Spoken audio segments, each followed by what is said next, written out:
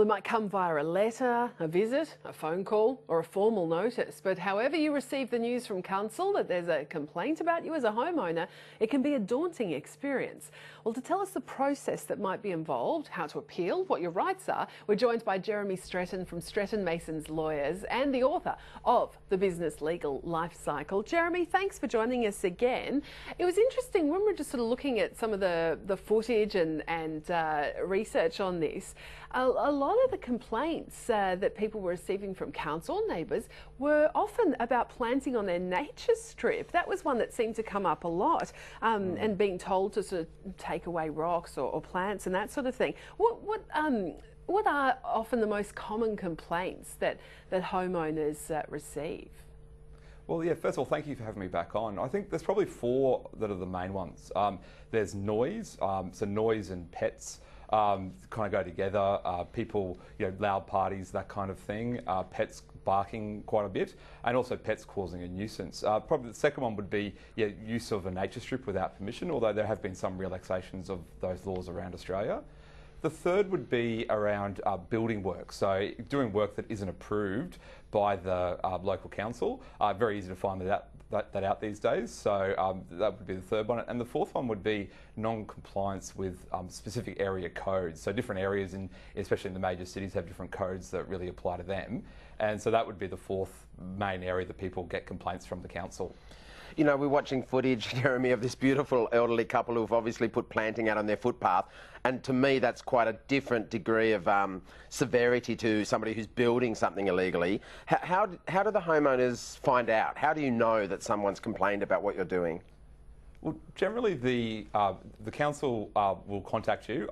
If it's a serious complaint and it's urgent, the police will actually contact you. But if it's the council, they'd either send you a letter outlining like a show cause notice is often what it's termed, and it says this is the problem. You need to show us why we shouldn't prosecute you. They could just send you an infringement notice, which would be they just contact you and say that you've breached the law in this regard, so therefore we're going to prosecute you if you don't comply, or we're going to fine you.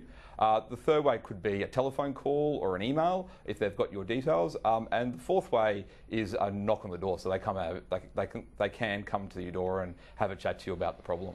What's the process after you receive that first contact? What should you do?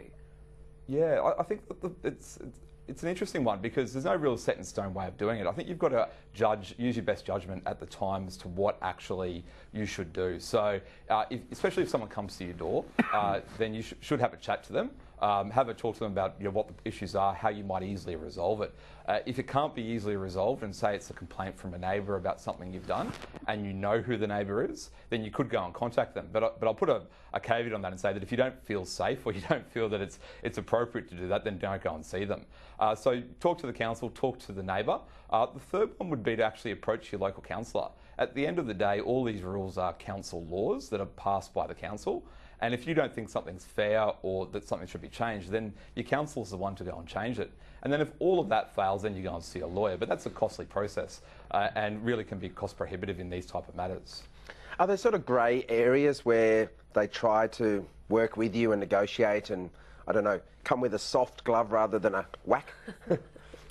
Yeah, I mean, we probably wouldn't have lawyers if we didn't have grey areas. Great answer. It's very, very common for grey areas, but yeah, there are definitely grey areas, and there's definitely room for the councils to negotiate and come to a resolution in a really fair way. So I think absolutely, and I think as long as you're reasonable, they'll be reasonable with you. So yeah, I think there are times, and we've seen cases where councils have dug their heels in, for want of a better term, and said no, we're not going to budge, but there is the ability to negotiate.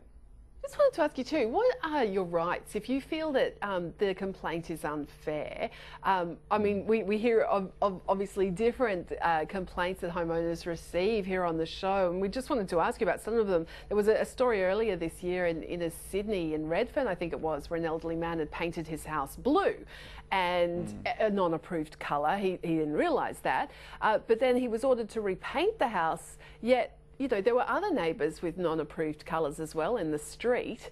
In that sort of situation, if you feel it's unfair, you know, well, why am I being targeted when there are other people who have done the wrong thing as well and they haven't been asked to repaint their home at great cost? What's the situation there? Yeah, at the end of the day, if there's a complaint that you've received that's personal to you, then that complaint is personal to you. So if a decision, and basically after a complaint's been made, there's usually an investigation. And you'll usually get the opportunity to tell your side of the story. Then there'll be a decision that's made. Now, most of those decisions are reviewable, or you can appeal them to a court. So if you really think that you're wronged, then you can go to a court.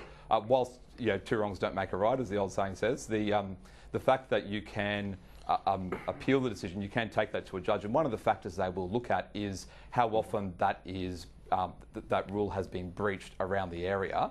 By your neighbours. So if every single neighbour's painted their house a different colour to what's been approved, and you're the only one that's been targeted, then a court may, and it depends on the judge, but they may be fair about it and say that that's okay. I know that there was that case in Redfern in Sydney, I think it was, and I'm not quite sure what happened there, but that would be an option open to those people.